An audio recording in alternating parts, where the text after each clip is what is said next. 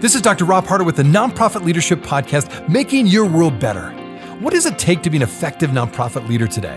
What are the biggest challenges? What are the biggest obstacles? How should nonprofits fundraise in an economy that is constantly changing? All of these reasons combined led me to start this show. And it's my hope that through this series, people can learn not only what it takes to be an effective nonprofit organization, but to hear from effective leaders who are successfully making a positive impact in their communities. We hope you enjoy the show as together we hear how they are making their world better. The relationship between a nonprofit's board and a nonprofit's staff can often become the demise of many nonprofits. The starting of a healthy relationship for any nonprofit board is to have a solid and clear relationship between the CEO or executive director of a nonprofit and its board, especially the board chair. So how do you turn a dysfunctional board into a healthy one? Well, my guest today is James Mueller. James has had extensive experience in the nonprofit sector and is the president of a consulting firm who works with nonprofit boards. He also has a new book coming out entitled Onboarding Champions, the 7 Recruiting Principles of Highly Effective Nonprofit Boards. Enjoy today's show.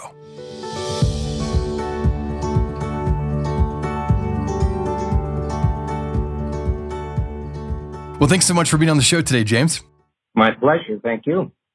Well, right now, we are more aware, and I would say more committed than ever in the nonprofit sector to build diverse and equitable boards. So what does an equitable and diverse board look like from your perspective? And what is the first step towards building one? Sure. Well, an effective, equitable board first makes strategic recruitment a priority and make it driven by their constituencies, by the place they fill in their community, et cetera. So it should be an intentional culture. So an intentional culture is rooted in core values. So does the board understand its core values? Because we know culture is managed by values, by understanding your values and acting on them. I have a couple of funny stories regarding that, but it also acknowledges that implicit bias exists and it may be affecting decision making. So good boards use objective criteria for board selection, and I suggest competencies. What competencies does your board need? Not business acumen as such. That can sometimes get you into trouble, but what governance competencies, decision-making, sound judgment, creative thinking, intellectual capacity, et cetera. What competencies do you need? Character, connections, and again, diverse culture. So perspectives that are free from enculturation as well. So it's all those things put together, I think.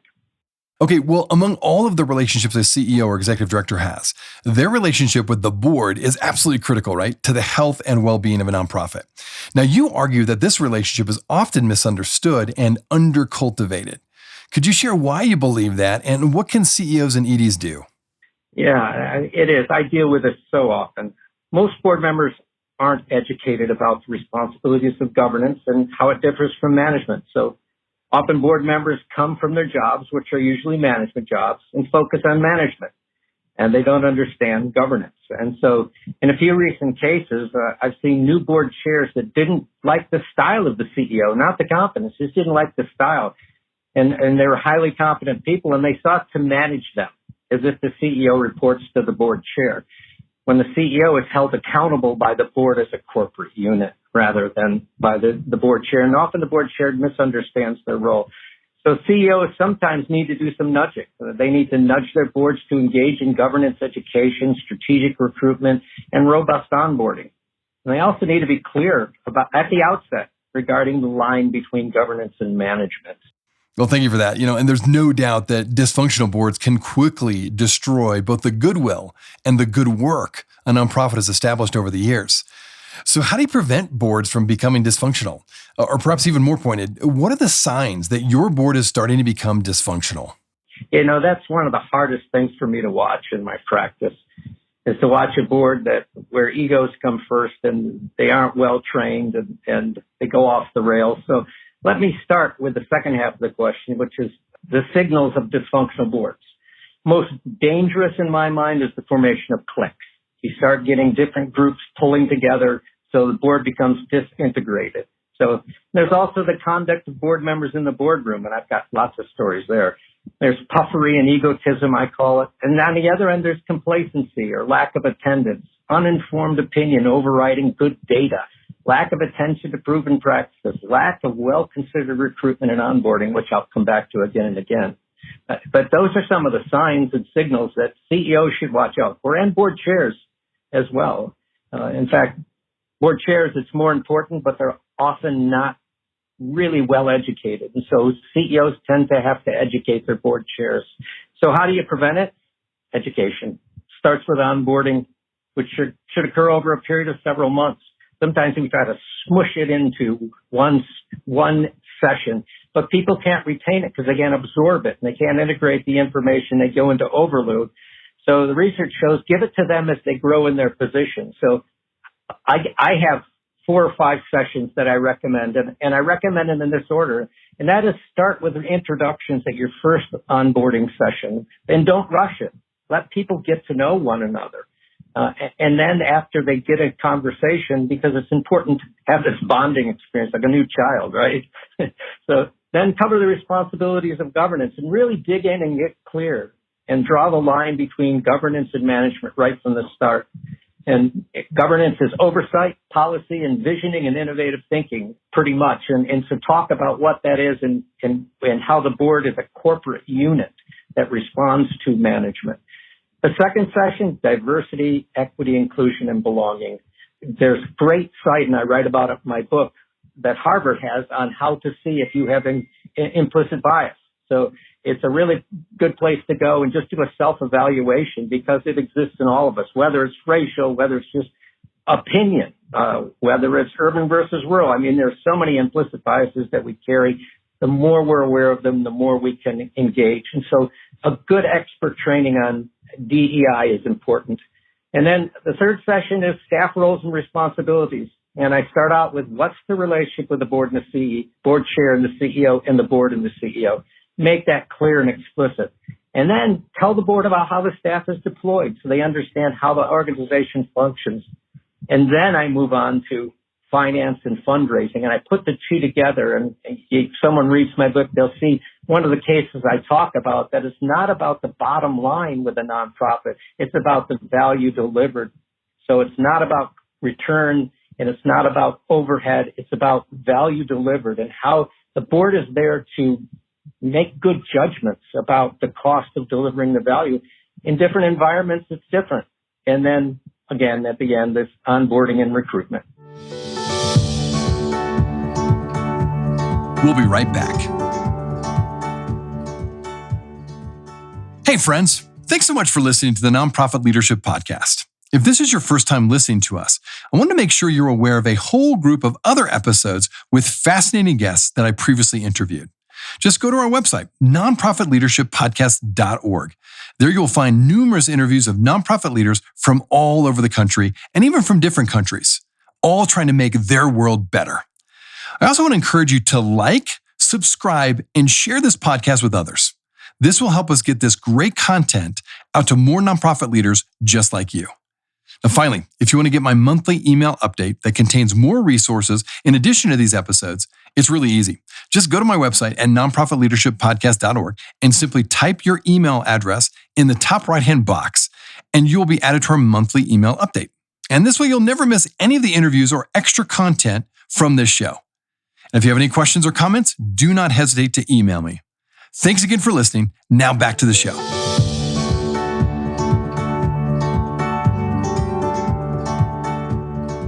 Okay, well, there's no doubt one of the sure signs of a dysfunctional board is when board members are more about building up their resume or increasing their network connections than helping out the organization. So how does an ED or the chair of the board confront board members that are clearly using their role on the board for that purpose? Yeah, that's one of the trickiest ones. It's definitely the responsibility of the board chair, but few do it well.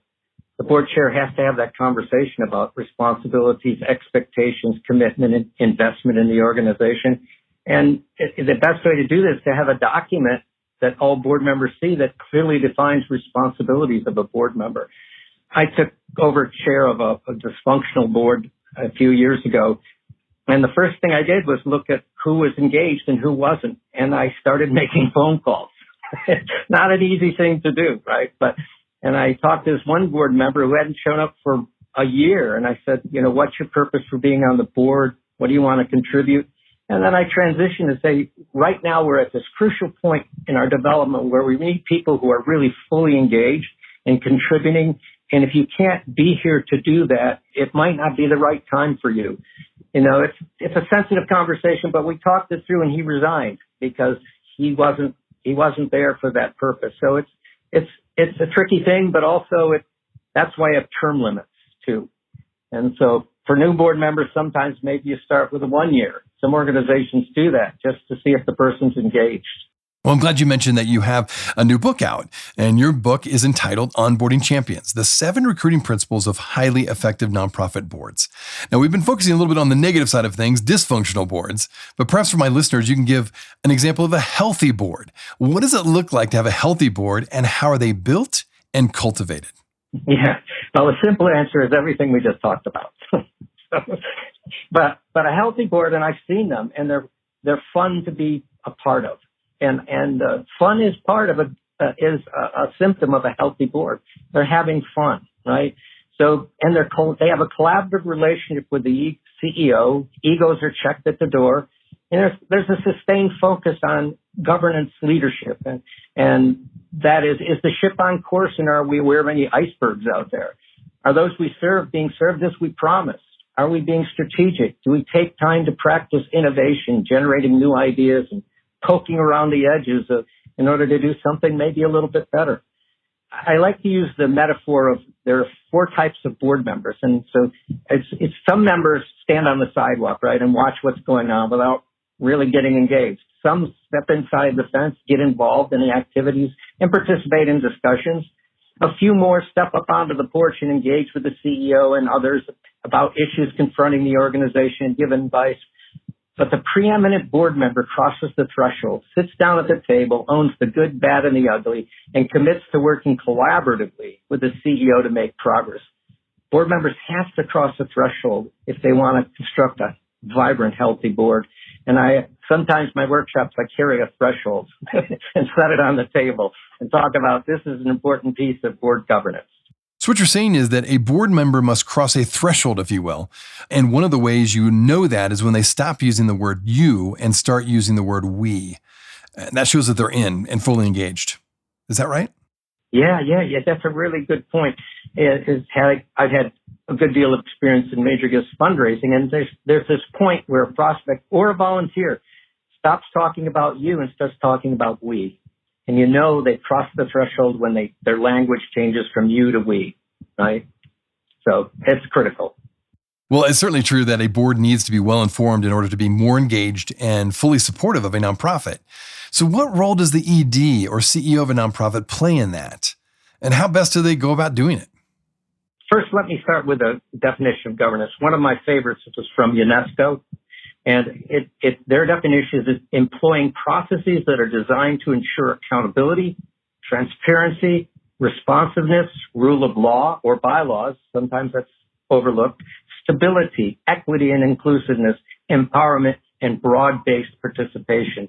And it is that broad-based participation that is critical. That is governance, right? So CEOs should make it a priority to do everything they can to form a productive, collaborative relationship with their board chairs, because that's really the board chair's responsibility. But the CEO should get to know the board chair, form a good, healthy relationship, and help them understand their responsibility to cultivate this healthy, productive board that's focused on governance. So, and work with the chair to help ensure strategic recruitment and onboarding, followed by ongoing education for the board. So, and consider board members as smart people. They don't need training. I never tell board members I'm going to train. I'm going to give them knowledge and information so that they're better empowered to make good decisions and know where the lines are, right?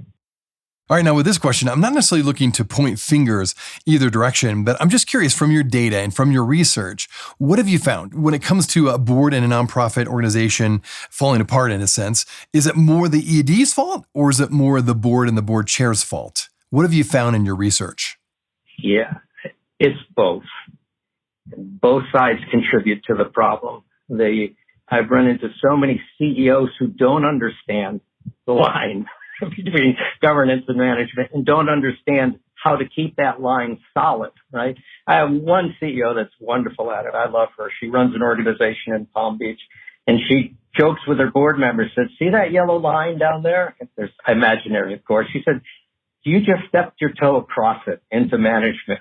She said, now just move it back a little bit and we'll be fine. But she's very forthcoming about how to keep that difference between management and governance. Well, thanks again, James, for being on the show. And I'm curious, for people that are listening to this podcast, how can they find out more about your book and how can they find out more about you? Sure. Well, the book's on Amazon, Barnes & Noble, and it's also been translated in any ebook format, so it should be in any of those libraries. The easiest way to reach me is at my email address, which is J and my first initial J and last name Mueller. So it's JMUELLER at jmuellerassociates.com, or my website, which is jmuellerassociates.com. Well, yeah, I thank you so much, James, for being on the show today. As I said at the outset, I think this is going to be one of those very practical episodes about how you can build a healthy board. So again, thanks for sharing your insights with us today. Well, my pleasure. And thanks for doing this work. I appreciate it.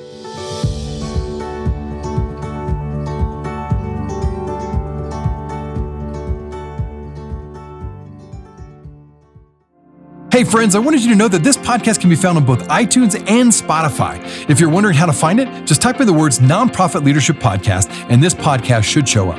We also encourage you, when you go on iTunes, let us know what you think. Give us a review. Give us a rating. We would love to hear what you think of this podcast, and your feedback will help expand this podcast to get it out to as many people as possible. You can also find other resources and interviews of past guests on my website, nonprofitleadershippodcast.org. Again, that website is nonprofitleadershippodcast.org. Thanks again for listening, and until next time, keep making your world better.